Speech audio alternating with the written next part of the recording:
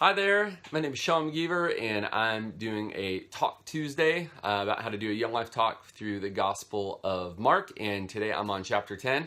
I'm also representing my team for March Madness, even though they have the play-in game tomorrow. I'm hoping they go all the way and beat Duke in the finals, I guess. I don't know, but I guess you could say I'm full of faith, but, go ASU. Sorry that GCU didn't make it, but here I am repping the Sun Devils gear. Anyway, you're not here for that.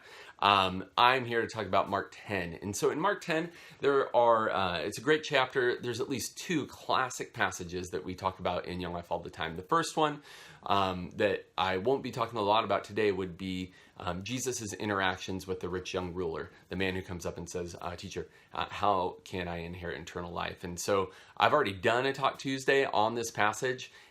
In my Talk Tuesdays I did on Luke, so I'll have a link in there, but if you just look up on my website at Luke 18, you'll see what I talked about. In fact, that passage is my favorite passage to use when I'm talking kind of about our Young Life quote-unquote sin talk. So if you want to take a look at that, great. So for today, I'm going to be looking at the other classic passage in here, which is when Jesus heals the blind beggar Bartimaeus. Often we call this blind Bart in Young Life or in Wildlife. So I'm going to talk about that you can find that in Mark 10, starting in verse 46. So when you look at this passage, when this account, this story, what you see is Jesus is on his way to Jerusalem. And just take a second there to kind of look at the context and what's going on. You can see that he's on the road. It says he's leaving Jericho and he's on his way to Jerusalem. You can see that if you just look forward at Mark chapter 11, verse 1. He is about to go into Jerusalem, and that's where we have the triumphal entry. So this is like, this actually happens to be the last miracle that Jesus does, or the last healing that Jesus does. Obviously, the resurrection is an incredible miracle. But this is like kind of right at the end. It's all leading to this, and then boom, the triumphal entry into Jerusalem and all that. So when he passes through Jericho, he has two groups of people with him. There's two people that he encounters. One is the kind of the crowd with his disciples. That's the first kind of group in this story. And then there's blind Bart sitting on the side of the road. There's the old Young Life song, Blind Man. You could, if you know it, give me a shout. Blind man stood by the road and he cried. Claps, the whole thing. Anyway, I won't go there. Probably people on this are not old enough to remember the old Blind Man song, but it's a good one. Anyway, the next thing to notice here is just look at Jesus' interaction. The story is basically Jesus' interaction with Bartimaeus, with a little bit of distraction from the people around. But look at the verbs in there. The verbs are vibrant and active. It says this, that Jesus came to where Jesus was sitting. And then Bartimaeus, it says that he hears that Jesus was passing by, and he cries out, and the others rebuke him, and then he cries out again for mercy. So there's a lot of action going on. And then Jesus calls out for Bartimaeus. And then Bartimaeus, in response, throws off his cloak, and he springs up, and he comes to Jesus. So once again, these are a lot of action, a lot of vibrant stuff. You could act this out. You could bring this to life. There's a lot that's vivid in this. Then it's Jesus asks, so there's a question, what do you want me to do for you, in verse 51? And he says back to Jesus, let me recover my sight. Jesus responds, go. So there's another verse, or another active verb here. Go, an indicative verb. Go on your way, for your faith has made you well. And then it says, immediately, one of Mark's favorite words, uses it so much. Immediately, he recovers his sight, and basically immediately also he follows Jesus on the way. So there's just a lot of action going on here. There's a lot of vibrant, active verbs that you can clue into and make this song really come alive. Now, one thing that I just want to point out, maybe some of you are familiar with this story, maybe you've heard it in club, maybe you've heard it, done it before. I want to bring in a couple of things that you may have not seen or noticed, some connections that are going on here. One would be the connection between Jesus' healing of Bartimaeus with the story that precedes it, the context right before it. So basically about 15 verses earlier, what's happening here is Jesus has this encounter and dialogue with James and John, the disciples. And if you look at them side by side, and I have it in my little notes here, you might need to see this, but there are parallels here that are clear as day. And I think that there's something really important that goes on here, which has to do with the question that Jesus asks him. So here's a parallel. For James and John, they were on the road. Bartimaeus was on the road. James and John, they came to Jesus. In this case with Bartimaeus, Jesus actually came to Bartimaeus. And then here's the key. Jesus asks the same exact question of both groups. Jesus asks, what do you want me to do for you? Look at verse 36 and look at verse 51. Jesus asks the same question. And then the interesting part is that their answers couldn't be more different. John and James ask to be granted, basically they want Jesus to grant them glory, to be able to sit at your right hand and one at your left. They want glory. They say, Jesus says, what do you want? They say, we want glory. Jesus asks Bartimaeus, what do you want? And what he desires is mercy. He had cried out previously twice. He cried out, have mercy on me. Have mercy on me. And then what does Jesus do? He asks for his sight. And then what Jesus does for James and John, those that are asking for glory, he says no. And what Jesus does for Bartimaeus, who's asking for mercy, and healing, he says yes.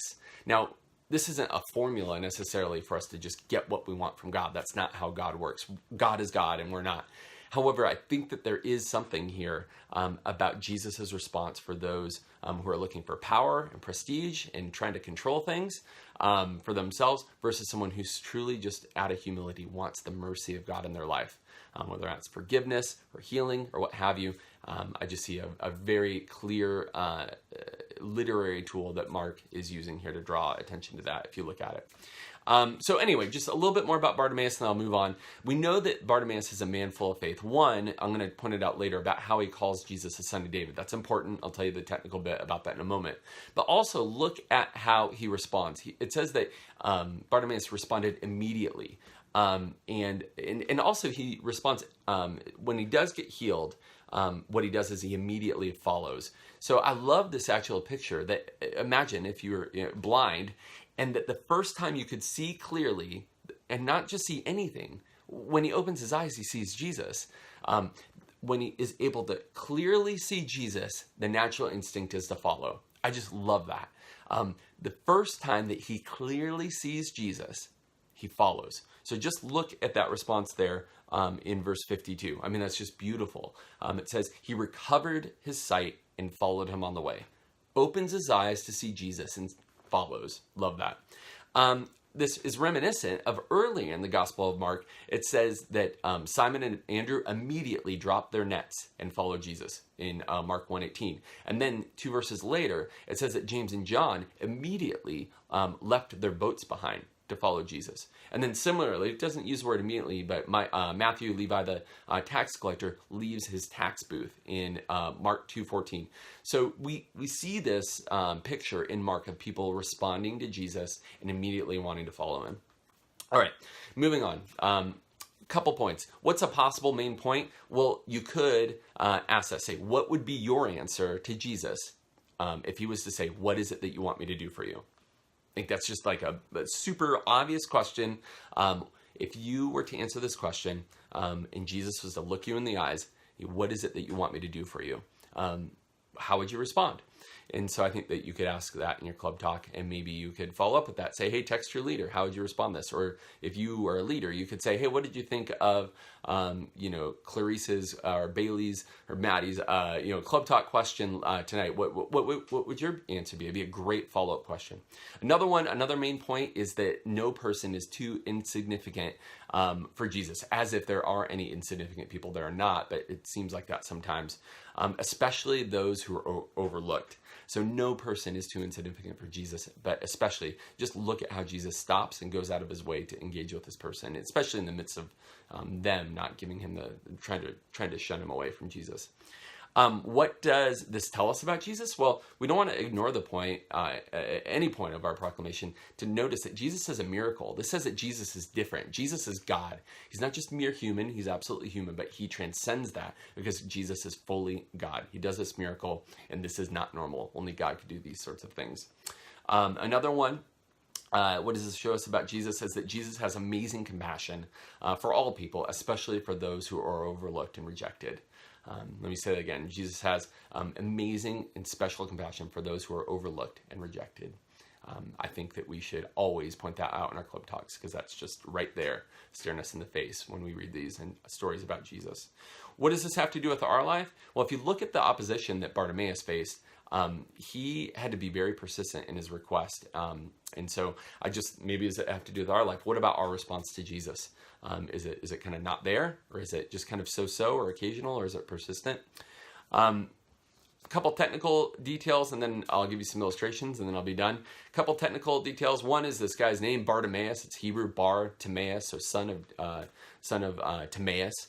2, in verse 47 and in 48, the blind Bart calls him the son of David, which is a bit of a technical phrase. And essentially what this means, it's an alternate title for Messiah. And I've talked about this before, but Messiah was the awaited king that Israel was expecting to make the world right, to put the world to rights. And so when he calls Jesus the son of David, essentially he's saying, you are the one that we've been waiting for. You are the one that's come to save us. And so it's really a profession of faith. And it's interesting that he doesn't just say it once, he says it twice. So that's significant. Another technical bit is it talks about his cloak in verse 50. Most people think that this would have been the only thing that he owned. He would have probably sat on it, and it would have been the only thing, and he just takes off and jumps up from it and leaves it behind. So that's interesting, probably his only possession. Another one, when it says that Bartimaeus recovered his sight in verse 51, Jewish people believed that the coming Savior would be someone who would restore sight to blind, be able to do these kind of miracles. I have a reference there, Isaiah 42:16. And then the last technical bit in verse 52, it says this, Jesus said to him, go your way, your faith has made you well. This phrase here, made you well, it's a word, which can also mean to be saved. It's sozo. And so, there's a lot going on there between actual physical healing and kind of the healing of everything that you are. And so, the Message tries to draw this out, and it says, your faith has saved you and healed you, is the phrase that it uses there. So there's something to that. Okay, a couple illustrations. The easiest, clearest one is that whenever I'm talking about, Jesus healing blindness, I like to use flashlight, right here, if you can't see it. And I think that, may as well just use that. You don't have to use a flashlight. You could turn off all the lights in the room. That might even make it a little bit more, kind of pronounced for someone who's down on their phone, not paying attention. Even if you grab a flashlight, shine it at them, they may or not pay attention. But if you turn off the lights, someone's going to look up. And ask them what it's like to live life in the dark. You could go in a bunch of different directions with this. What is it like to live in the dark? Like practically, you can't see where you're going. You don't know what's in front of you. You might stumble, etc., etc. Lots of practical things about being in the dark. And what happens when you turn on the light, you can see where you're going. You can see what's in front of you. You can make your way forward to your destination, etc., etc. And then you could just say, that could be one of your talks. You could talk about a time when you're lost or when you're in the dark or something. That could be your introductory talk.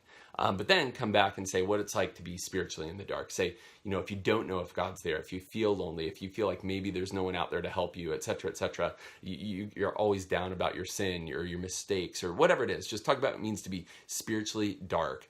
And then say, for this man, he experienced really Christ, not only healing his blindness, but also opening his eyes up to the first thing that he saw was who Jesus is. And so what it means to be spiritually in the light, maybe to have your eyes opened up by God spiritually. So I think that might be a really strong one. Yeah, a couple other options as I just look through the passage for things to pick out. You could, in verse 48, might be a bit intense, but if you want to use the crowd, there's these people who were rebuking the guy, and I could say I want a couple haters from the crowd, get 3 to 5 people up here, and have them come up to yell and to try to distract maybe me and say, you can't do it, be quiet, sit down, you're a nobody. Maybe just to kind of, say things to try to distract you and say, what would it feel like if you were in my shoes? What would it feel like? I'm trying to do this, I'm trying to do my best. And yet all these people around me, and just maybe to bring that to light of what it feels like when you're overlooked, when you're persecuted, when outsiders are not, they're being awful towards you. So I think you could bring that to light. That could be pretty vivid and bring that out. Another thing you could do is to build upon when the blind Bartimaeus was sitting and then he jumps up and he stands. I think you could tell you could use this twice. If you're going to do this, I'd do it twice. I would use it in your introductory talk. Maybe sit for the first half of your talk, and then maybe when kind of like the story changes, maybe goes from like whatever it is where the kind of the story turns for good or for a big change or something surprising, then you stand up. So you tell, hey guys, I want to tell you a story, and you sit down. Everyone's gonna be like, why is this person sitting on the bottom, on their bottom? And then you tell part of it, and then you stand up and say, everything changed. And it was amazing. Hey, I want to tell you another story. It's from this. It's from Mark 10. We've been telling you about life of Jesus. But I'm going to tell an interesting way. And you sit down and you tell the first beginning of the story. And then when it says that he jumped up and he jumped up, tell it. I think there could be fun to bring that out. The last bit, and then I'm done, is you could sing the famous song, Amazing Grace. How sweet the sound, saved a wretch like me. I once was blind, but now I'm found. So I think I once was blind, but now I see. So you could, that was I once was lost, now I'm found. Yeah, once I was blind and now I see. You could sing that. There's a bunch of versions, right? There's the hymn, the old school one. There's the one that we sing, I still sing. It's kind of the old school Young Life one. Jesus loves me, this I know, for the Bible tells me so. Little ones to him belong, they are weak, they are strong. You could sing that. Amazing Grace, how sweet the sound. Anyway, if you don't know that one, it's another old school one that I like. Or there's a bunch of modern ones that play off of the song Amazing Grace. It's really powerful. Anyway, there's that. I hope that I've given you something to think about. Definitely look at the text yourself, read it, pray about it, tear it up, look through it a million different ways. Ask God to open your eyes. I did that. Hopefully I had something that was helpful for you, and I hope that you have some great club talks. So have fun with that. By the way, go ASU, and have a good club talk. All right, bye.